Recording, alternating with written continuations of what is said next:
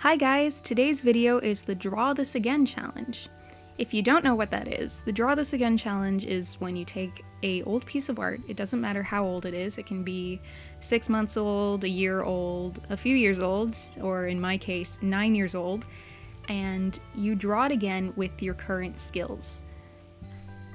Now, I just happened to be flipping through my old drawings and I noticed exactly 9 years ago on the day of this recording, I had drawn this baby Charmander hatching from an egg, so I thought this would be the perfect opportunity to do the Draw This Again challenge, and that's why I picked this particular piece. You might notice that right away that I changed a few things in the picture from the old one, and I didn't completely recreate it one for one. That's because, well, based on my current skill sets, I thought I could change a few more things other than just the coloring job, such as the composition. I thought that the background wasn't really necessary, especially when the focus was mostly on Charmander hatching, so what I did was I trimmed down the paper to give it more of a zoomed in quality, as well as removed the sky and the trees in the background because I just thought they were unnecessary.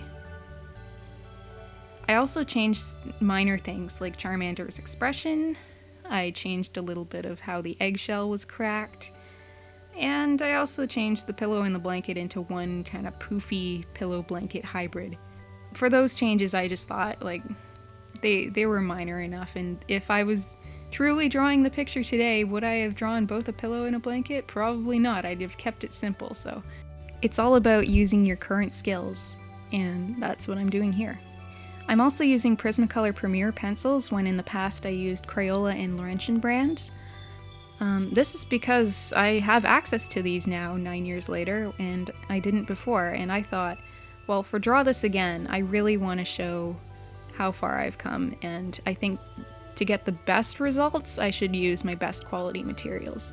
That's not to knock on Crayola or Laurentian as brands, I do still use them. Actually, I use them for the line art in this piece, but, you know, I just thought I might as well use materials that I didn't have access to back then to make the picture as beautiful as I possibly could. You'll notice I jump around a lot in this piece, from the blanket to the egg and back and forth like that. That's just because I want to keep my hand as painless as possible.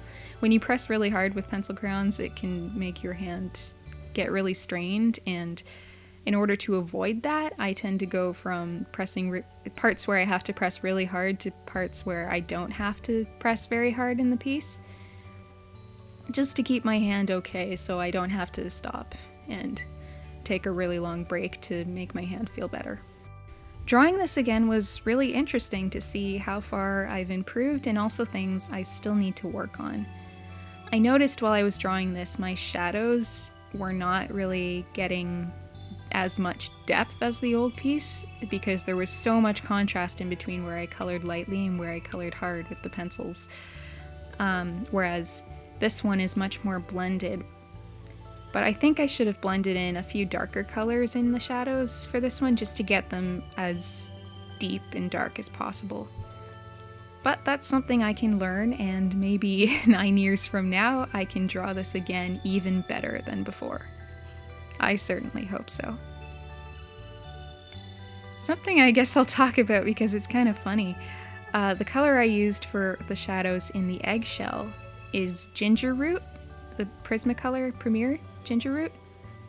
And I don't know what happened to it, but I guess the wood is cracking on that pencil, so the lead is like, whenever I push down on it, the lead wants to go out the end. You can see it in the footage.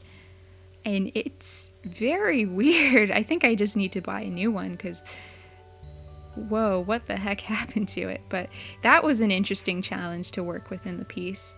I had to build up color with less pressure, more because if I pushed too hard, it would just push the pencil lead right through the barrel. So that was a very interesting problem to work through. But I think I accomplished what I needed to accomplish without having too many problems, so I'm proud of myself for that. Here you'll see I'm also using a Laurentian Studio pencil because My Prismacolor Premier set does not have very good eggshell colors other than cream and ginger root, which is what I used. There's nothing. Like, so if I wanted to get the shadows darker than ginger root, I had to use like the browns and stuff, but I didn't think they shaded very well on it, so I ended up using a very light brown I have in my Laurentian set. So even if you have a good brand and you have a slightly cheaper brand, don't discount the cheaper brand, because sometimes they can do things that the more expensive brand can't. I love mixing pencil crayon brands because of this, so. And here I'm just finishing up. Some of the lines get lost when you use pencil crayons, so I like to go in with a mechanical pencil to just touch some of them up and make them a little more visible. It helps for final touches, I think. And as always, I leave the best part for last, so I know I'll finish the picture. I think the eyes turned out really well, and as you'll see in a second, I think the tail flame turned out really well too.